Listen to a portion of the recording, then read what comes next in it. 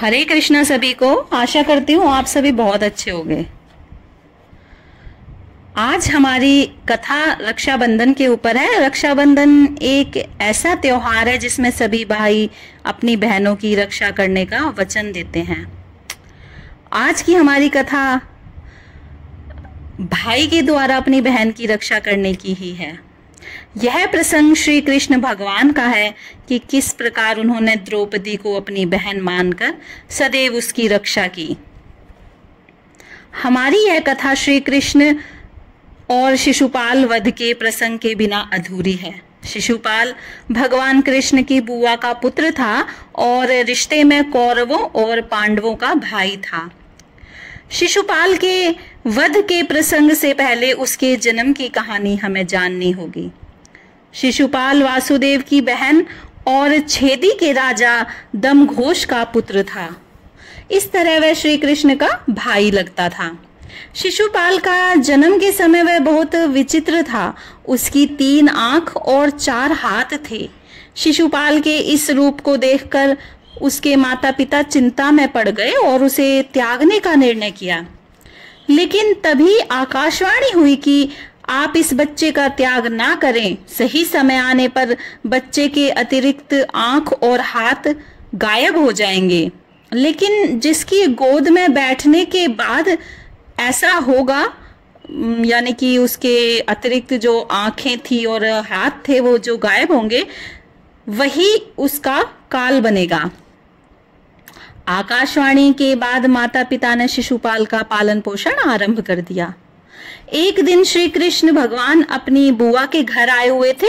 वहां शिशुपाल को खेलता देख उनके मन में उसके प्रति स्नेह आ गया और उन्होंने उसे गोद में उठा लिया और उसे खिलाने लगे। गोद में उठाते ही शिशुपाल सामान्य हो गया। उसके अतिरिक्त आंख और हाथ गायब हो गए। यह देख के शिशुपाल के माता पिता को आकाशवाणी याद आ गई और वे भयभीत हो गए। उसके पश्चात श्री कृष्ण भगवान से उनकी बुआ ने कहा कि आप इसका की रक्षा करें और इसका वध ना करना। तो श्री कृष्ण भगवान ने अपनी बुआ से कहा कि मैं होनी को तो नहीं टाल सकता, लेकिन हाँ, मैं आपको वचन देता हूं कि मैं इसके 100 अपराधों को अवश्य क्षमा कर दूंगा।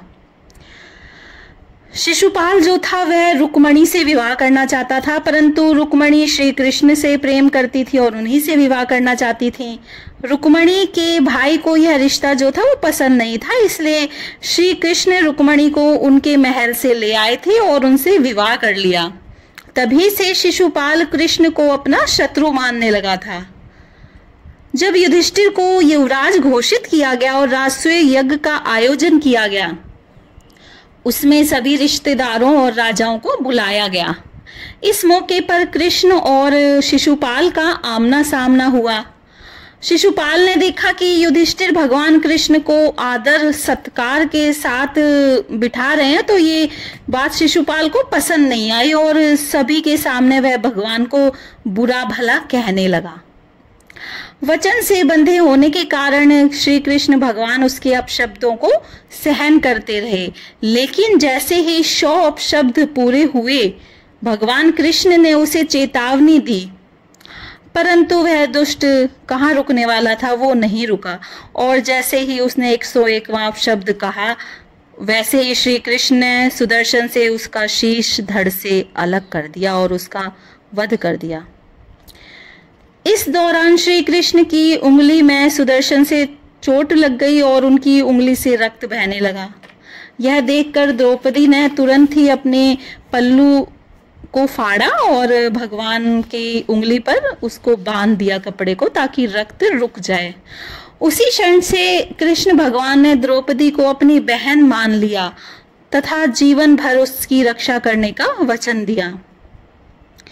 जब भरे दरबार में दुशासन के द्वारा द्रौपदी की साड़ी खींची जा रही थी और उसे निवस्त्र करने के लिए, उस समय द्रौपदी ने कृष्ण भगवान को सहायता के लिए पुकारा और भगवान ने द्रौपदी का चीर बढ़ाकर इतना कर दिया कि वो दुष्ट दुशासन उस साड़ी को खींचता खींचता थक गया। इस प्रकार भगवान कृष्ण ने अपना दिया रक्षा का वचन निभाया।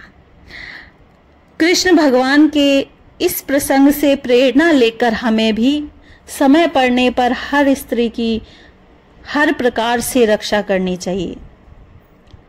भगवान कृष्ण आप सभी पर अपनी कृपा दृष्टि बनाए रखें। राधे राधे।